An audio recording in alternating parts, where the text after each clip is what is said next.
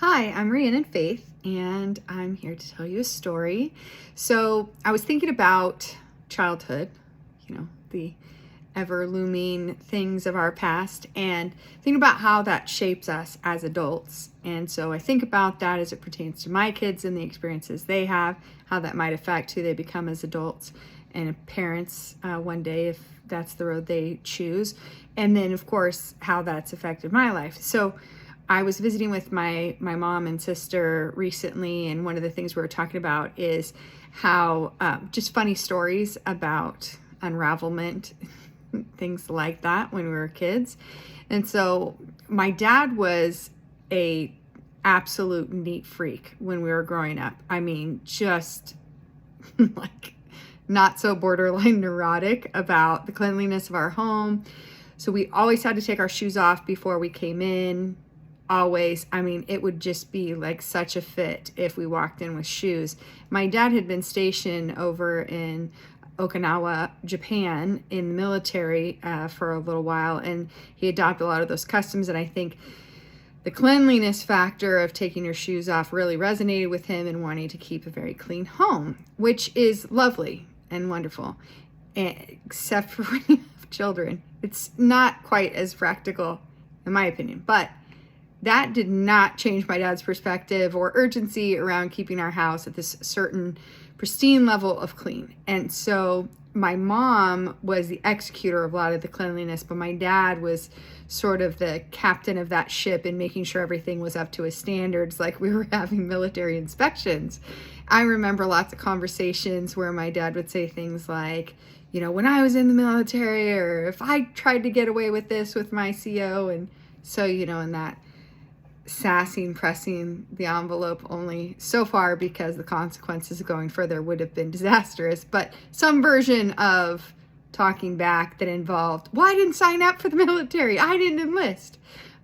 Again, as you can imagine, not well received. Shocking. But we had to have things in proper order. There was no just throwing it someplace. And clean was not just organized and tidy, but it was like immaculately cleaned. So my dad was sort of notorious for 2 a.m. vacuuming. He struggled with insomnia or off-pattern sleeping, so he wouldn't always be asleep when he should be asleep. And so in the middle of the night, he'd see a speck on the floor and he would be vacuuming. Now, mind you, we often lived in second-story apartments. We were an apartment family, almost always lived in apartments. So second-story apartments for the majority of the time. And here my dad is. He's that guy who's vacuuming the floor at 2 a.m. or 3 a.m. or whenever the mood struck, because that's where he was at. And you could see, I certainly understand better now as an adult, but I could see then that establishing that order and structure in our home brought my dad a little bit of order and structure that he was feeling he missed or lacked in other areas of life. And so he sort of needed that as a settling point. And so when I was an early adult, I had a lot of similar sort of OCD habits. Dangerous. Some of which I haven't totally let go of, but a lot of them, my oldest daughter, Cheyenne, love you so much, broke me of, because she is a pigsty and absolutely would not adhere to any version of structure and order. And it was funny because I didn't fully appreciate or understand that the reason why our house was clean as it was when we were kids, because my dad really enforced that be the case all the time, okay?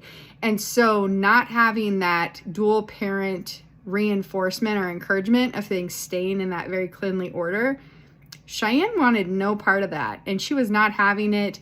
And so actually one time, childhood trauma for her, she was probably 3 or 4, and she had not cleaned up her stuff. And I told her, pick up your stuff or you're going to give it away. And it wasn't even a yelling thing or any of that. I said to her again, if you can't maintain what you have, then you have too much and we need to get rid of stuff. And so she just more or less sat in the middle of her room. I mean, I didn't just say, here's your disaster, figure it out. I gave really specific, okay, sat in there with her. I want you to pick up all the books and let's get them on the bookshelf. And she would do two, and then she'd kind of throw a tantrum. So I'd leave for my own sanity and come back. Have you picked up any more books? No. Okay, let's try stuffed animals. This was strategy was deployed, but at the end of it, she didn't comply. And so I said, I'm done with this discussion. Go get a trash bag. What? And I made her bag up all of her stuff, everything that was on the floor. I made her bag up and go to preschool the following school day, and I made her give her stuff away, like one by one by one. And to be fair, this was not really her, this was a rough spot because it wasn't her fault that she had been overly indulged with too much stuff that she could not manage. I was a very young mom and wanted to be sure that she wasn't deprived of anything. And the thing that I find more so as I've gotten older and my kids have gotten older, and as I've watched other parents who started older, they didn't have less stuff because they recognize that experiences are actually probably more valuable, more meaningful than things and stuff. And so we did stuff, experiences and what have you, but she had a lot of things because I was a bargain shopper, and getting out there and finding some great bargain was like, yes, oh my gosh, how great, because I can do this for my daughter. Anyhow, so I made her give away her toys, and she doesn't fully recall this firsthand. She remembers the stories. She was crying and very upset to be giving away her toys, but honestly, she didn't want to take care of them, and I was tired of being mad about it. And so I could have stealthily gone in and just removed everything, but somehow that felt more traumatic. As a child who had lost things lots of times, I wanted to connect her inaction with the consequence, which is probably a harsh lesson for a 4-year-old, but that's what I did. So all that to say, I didn't appreciate as a child how much my dad's influence on the cleanliness of our home was a driving force in us all complying with that directive, until I was a parent and trying to get my daughter to comply, and she wanted no part of it. Actually, years and years later, I'm kind of picking on Cheyenne, sorry, sweetheart. But many years later, she went up to visit my parents after she graduated from high school, and she was there for a couple of days. I think it was a week. But my dad called me and he was very mad. It's not funny, but it's funny. He was very mad. He said, I can't even believe this. She's being so disrespectful. I'm thinking, like, what in the world did she do? Just like burn down the house, talk back. I mean, she was going to definitely talk back, but like, what did she do? She didn't even make the bed, Rhiannon. What the heck? And I thought, oh man. So then, of course, I had to remind my dad that she grew up in a very different household than I had, and that her making the bed every day was not like a directive that she had grown up with. And so if he had an expectation of her, it would be far better for him to just communicate that expectation to her so that she can comply with it. And so it was such a glorious misunderstanding. And anyways, that got resolved. And so when she decided she wanted to join the Navy, I thought, oh no, not my pig pen. What the heck? This is not her vibe at all to be ordered or directed or comply with. And meanwhile, she absolutely thrived in boot camp, and when she was in A&C school, had a grand time, and like every time her room was inspected, she had high marks. So she just needed more structure and order, but she needed it from a balanced, both parents discipline sort of way, which she didn't have. So all that to say, of course, your childhood shapes your adulthood. And so one of the stories that we were talking about, my dad's really neurotic, extreme behavior around house cleaning. So it was about midnight, and my dad was so thorough in his cleaning. So we had lots of nice things, which again was kind of funny. I think I've mentioned before, but we had a lot of nice things, even though we didn't always have food in the house. So, details. But we had, like really beautiful rugs from India, and we had nice artwork that was framed. So my dad would take apart all the different pieces of the artwork if was required in order to make sure it was clean. But he would always dust the mats, the glass, clean the glass with glass cleaner, then the whole of the frame and the whole kit and caboodle. So this one time, he is doing his dusting and cleaning of the artwork, and he's got one of the pieces down. He's cleaning it off with glass cleaner, and he notices that there's this little a speck of dust on the mat. He's tried cleaning the glass 3 or 4 times. It's not coming off, and he realizes, oh, it's actually on the matting underneath. So he proceeds to get out his X-Acto knife. My dad was an architect at the time, and so he takes off the batting, he unlayers all of it. He's got the mat separated. He's dusted the whole thing. It's pristine. He's looking at it in admiration of his work and effort. He's so proud of himself. And he goes to start reassembling it. And so he's putting all the pieces, laying them back down. And he's thrilled too because he was able to clean the inside of the glass as well. So, you know, glory day. Okay, so he's got it all back together, and he flips the thing back around, and he's getting ready to hang it, and he notices it's so funny now, but it was so not funny then, that he has smashed a small spider between the glass and the matting. And my dad like absolutely unhinged. It was so it was like an atomic bomb had been dropped on the house. He imploded. He was so angry, and he's cursing at this stupid spider for messing up his stuff. And like the funniest part about it was he had undone all of it to get the speck of dust.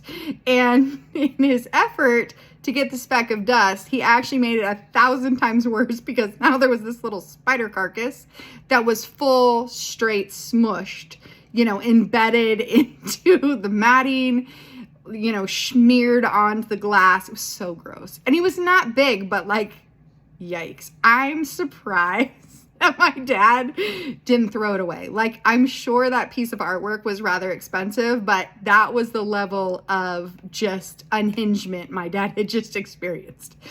I think I left at some point because I was laughing and he was not laughing. And I gotta be honest, laughing when my dad was not laughing was a surefire recipe for problems, okay?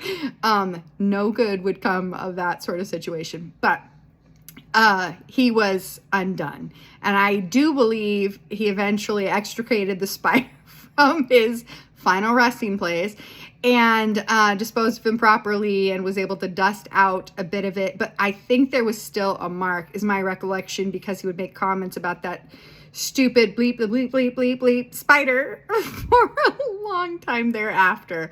But those were the things that I learned in childhood about keeping things clean, but it was to that really extreme degree. And so I like to be very organized, and there are certain places that must remain organized at all times. My drawers, my closet, my pantry, which is funny because those are all kind of like tucked away things that no one else will see. My bookshelf, oh my gosh, DVDs, CDs. If they're not in alphabetical order, like I can't tell you how many times my poor kids, they should have known their alphabet at a very young age, because I finally got to the point where and I'll be honest, okay, I didn't handle it well. No. So I'm not going to pretend like it was some gentle delivery and I was a gentle parenting, proponent. That just really wasn't where I was at. Honestly, I was frazzled and unhinged, and I needed some sort of order and structure. And by gosh, if it was nothing else, it would be the DVDs and the CDs. So the kids would watch a CD or watch a DVD and then proceed to put it back like there was no rhyme, reason, or order, as though that was a thing. And I would flip every time I'd open the drawer and something was put in the wrong place. Like, since when is K before B? What in the world? Like, I never handled that well. Finally, I don't know, way longer than is socially acceptable, I'll be honest, way past reasonable, I came to terms and said, okay, just don't put them away if you can't put them away properly. That's okay, I understand. But I want them in order, so when I open the drawer, I could tell you exactly where it is, and we could go from there. So they'd have a little stack, and every now and again, I'd find that one of them had gone rogue and put something away improperly. And this whole, I have issues with order and structure thing, it goes back. It goes back a long way. My first place, my first apartment by myself. So I had rented a room from a guy that lived behind Palomar College. There were 3 guys, the owner of the house, and then 2 other guys that he rented to, and I had a room downstairs separate from them. So it was kind of like my own space, but, well, I definitely had my own space, my own room and my own bathroom, but it wasn't quite the same as having my own house. So I got my first apartment after that, and it was a double master bedroom apartment in San Marcos, 3rd floor walk up. I totally loved it because it felt like I was sleeping in a tree house, and nobody could see in. Nothing was as tall as that from my angle and view. I faced the east, kind of northeast, from my apartment window, and it wasn't far from the 78, so it was convenient for work and all of those things. That doesn't really matter. But in my apartment, I was so far past okay in how I kept everything ordered. That was the start of the pantry ordering, like, yikes, as well as my refrigerator. And on my counters, I used to have, because these were the days of the cordless phone and the voicemail recorder there. And so I had a little pad of paper and a pen, and it was a tiled counter at my kitchen had sort of an island. And so I had my phone, the voicemail recorder, and then I had my pad of paper and a pen, and everything lined up. So the lower left corner lined up with a square tile. Yikes. So actually, my landlord had been breaking into my apartment. Like, I know that sounds like, oh yeah, you're paranoid. But I knew it was happening because of the level and degree of anal retentive order that I was executing in my house. I came in, and I didn't have any roommates at the time, but the pad of paper was slid down, the pen was out of order, and this had happened a couple of times. So I actually even put a little piece of Scotch tape at the bottom corner. I'd closed my bedroom door, and I put a little piece of Scotch tape, so I knew if it had been broken after I left, someone had been in the house. So this happened a couple of times. I ended up having to leave the apartment. It was a super crazy situation. And it did not help like anal retentive, paranoid tracking of everything and keeping everything in order. So, but as I said, that was all before my daughter, who more or less broke me of a lot of those things. And so in my early 20s, one of my colleagues, he used to give me such a hard time. So I loved the pen carousel. So I had one in my office, and I had like a little compartment for all of the different things. And I loved that because they could all be separated. And so without looking, and I don't know why that's the thing, but like that's what it was always. I could close my eyes and I could see where everything was, and there was order. I could, without looking, grab something from my caddy, and I would know exactly what it was every time because it was in the exact same right spot. So there were pencils together, there were Sharpies together, and then highlighters, blue pens versus black pens. And, segregation is real in the office supply space for me. It just is. And then I had small paper clips separate from large paper clips. So when you grab one, you know what you're getting. You don't have to fumble through. So one of the interns that worked with me always thought it was really adorable. Marcel, if you're out there, you were super awesome, except for when you did this. He would come into my office sometimes while I'm on the phone and fiddle with my stuff or mix things up. And oh my gosh, just to get on my nerves. And it literally worked every time. So I was such an easy target with that. Like, here's my button, you should push it. Yeah. It would make me nuts. But he was the sweetest guy, such a good friend, a good man. But he would just, every time with the stinking stuff. So I loved that sort of office environment and legal environment working as a paralegal, because it gave me all that order and structure that I so desperately desired. But all of those things and those weird childhood idiosyncrasies, we'll call them idiosyncrasies, they definitely shaped certain things that I do as an adult. So it's kind of funny that my daughter, now that she's much older, 24, just recently turned 24, she has adopted some greater sense of cleanliness and order and structure since she's moved out on her own, which is wonderful. So even though I didn't directly benefit from it so much when she was at home, she has taken it on in her adult life. So I guess that's the bigger win, I suppose. My younger two, I don't know where they'll land on that. Right now it's there in the pigsty phase. And so less is more is the story of the day for them, having fewer things so they have fewer things to pick up and clean up after. My son is a little bit of a pack rat, moderate hoarder tendencies. I'm not sure what that's about, but everything he finds, oh my gosh, Mom, we have to keep this. Oh, look at this. This is so cool. Like, why do you have that? That was like forever ago. Just get rid of it. Let it go. So I've been going through a great purge in my house, and trying to rid myself of unnecessary things or things we don't use or need or whatever. A lot of things that we have duplicate, of course, with merging families. And so it's been a fun exercise. But I think about how, sometimes traumatic, but other times, most of the time, it's just funny now to think about, my parents were just people, like I'm just a person, figuring out along the way and dealing with their own stuff like I deal with my own stuff, and not always so gracious a manner, and not always so handling it well on my own sort of manner. And the result, of course, is that your kids see these things, and hopefully they come out the other side, and many years from now we'll be able to laugh about it. A girl can dream. Or they will become total rebellious pigsties forever because Mom and her DVD situation, and they won't actually relate to that now that I think about it, because almost all of their different platforms are digital, so they can't even relate to the concept of putting DVDs in order or CDs or records. My gosh, that would have made me nuts. And books, all of those things, they're like, whatever, do whatever you want. I don't know. I don't have things like that. It's all on my iPhone. So it's like a whole foreign language for them. They know about them, but they don't have any of things like that of their own. So it's a curious time to be alive. But that's my story. Just silly, fun childhood memories.